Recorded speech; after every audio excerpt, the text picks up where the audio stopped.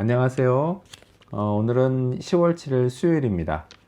오늘은 고린도 후서 9장 1절에서부터 15절까지를 본문으로 큐티 가이드를 시작하겠습니다. 먼저 오늘 이 본문을 통해서 제가 묵상한 하나님은 즐겨내는 자를 사랑하시는 분입니다. 사람들이 교회를 출석하면서요, 가장 고민하는 문제가 바로 헌금입니다. 또한요, 교회를 곱지 않은 시선으로 보는 사람들이 교회를 비난할 때 가장 많이 거론하는 이슈 역시도 헌금입니다. 심지어요, 목사를 헌금을 걷어들이는 종교 장사꾼으로 취급하기도 합니다. 자, 그러다 보니까요, 헌금 이야기를 하는 게 터부시 되는 경향이 있습니다. 하지만 이런 헌금에 관한 하나님의 입장은 분명합니다. 7절 말씀을 읽어볼까요? 각각 그 마음에 정한 대로 할 것이요 인색함으로나 억지로 하지 말지니 하나님은 즐겨내는 자를 사랑하시느니라. 아멘. 하나님은 즐겨내는 자를 사랑하십니다. 자, 하나님은요, 헌금에 관한 것조차도 이렇게 인간의 태도를 존중하십니다.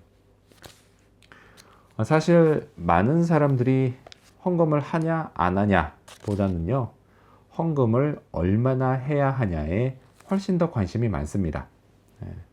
이게 참 애매하다고 생각합니다. 그런데요, 하나님은 이 애매한 것을 딱 정해 주십니다. 그건요, 각자가 원하는 대로 하라는 것입니다.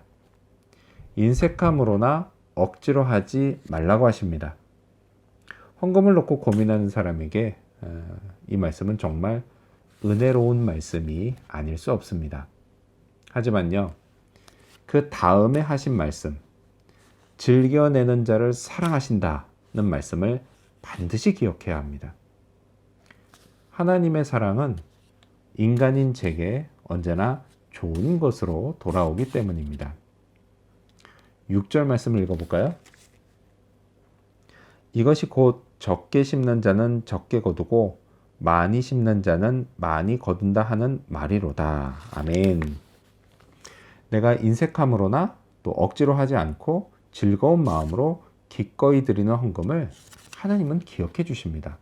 그리고요, 제가 가장 필요로 하는 것을 많이 거둘 수 있게 해 주십니다. 하나님은요, 언제나 제가 드리는 것보다도 훨씬 더 풍성하게 저를 채워주시는 분이십니다. 자, 그렇다면 오늘 이 본문을 통해서 제가 발견한 인간의 모습 어떤 게 있을까요?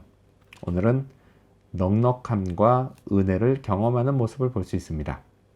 10절 말씀을 읽어볼까요?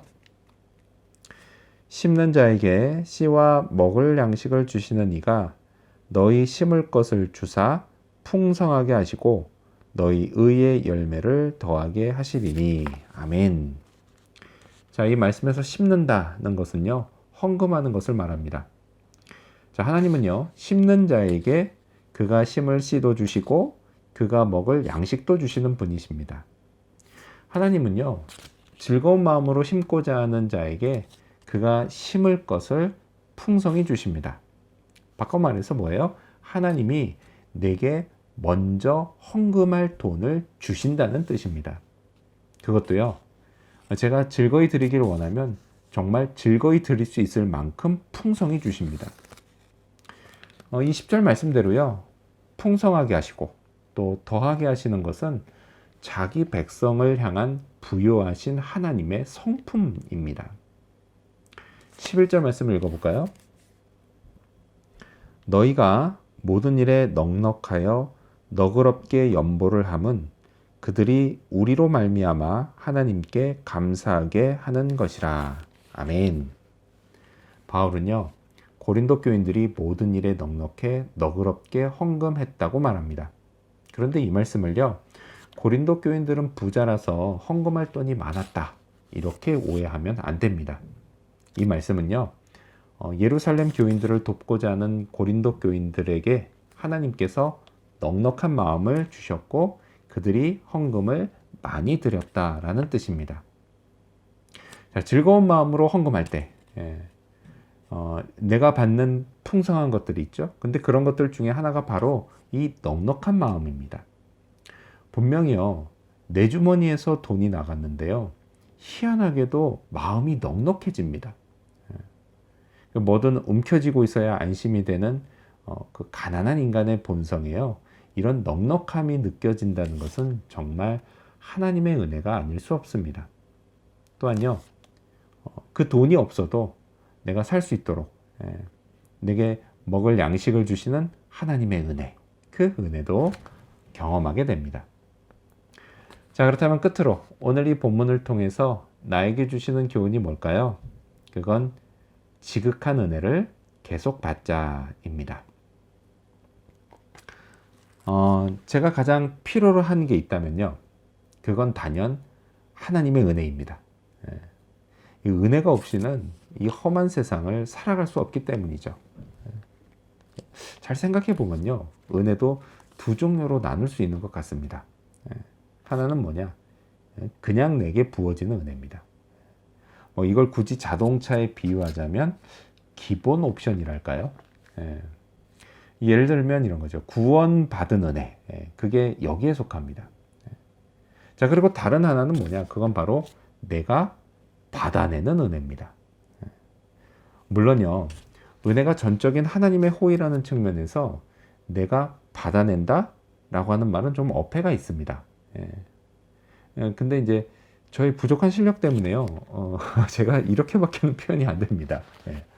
아무튼, 그래서 이것도 굳이 자동차로 비유하자면 이거는 추가 옵션이라고 말할 수 있을 겁니다. 자, 오늘 본문에 나온 것처럼요, 즐거이 드리는 자에게 부어지는 하나님의 사랑을 말합니다. 고린도 교인들에게 이 은혜가 지극했던 것 같습니다. 그래서 이것을 예루살렘 교인들이 부러워했고 동일하게 그 지극한 은혜를 이들도 사모했습니다. 저도요, 이 지극한 은혜를 계속 받고 싶습니다. 은혜도요, 중독성이 있어서 한번 제대로 은혜를 맛보면 또다시 맛보고 싶고, 또 은혜에 빠져들면 좀채 헤어나오지를 못합니다. 그리고 또 어쩌다 이걸 끊으면 금단 현상이 너무 심해서 다시 은혜를 찾고야 합니다. 이 은혜의 중독, 이것이요, 진짜 중독과 다른 점이 있다면, 진짜 중독은 그래서 사람을 완전히 망가뜨리지만 은혜는 사람을 진짜 행복하게 만든다라는 겁니다. 이 하나님의 축복 끊임없이 받고 싶습니다. 이를 위해서요, 오늘도 은혜를 구하고 또한 하나님께 드리는 즐거움도 더해달라고 기도하는 그런 하루가 되기를 소망합니다. 기도하겠습니다. 즐겨내는 자를 사랑하시는 하나님, 그렇습니다. 인색함으로, 억지로가 아니라 즐겨내는 자에게 하나님의 사랑을 나타내 주시고 또 은혜를 더하여 주시고 풍성히 채워주시는 그 하나님의 놀라우신 성품, 사랑의 성품을 늘 기억하게 도와주시옵소서. 그리고 드림을 통해서 내 마음이 넉넉해지는 이 놀라운 신비, 그 은혜를 늘 맛보게 도와주시고 또 살아가면서 하나님이 부어주시는 그 지극한 은혜 늘 잊지 않게 해 주시옵소서.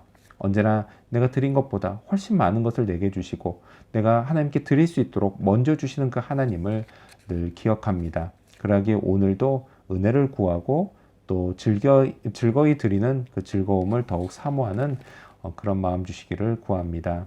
주님 도와주시옵소서. 감사드리며 예수님의 이름으로 기도합니다. 아멘.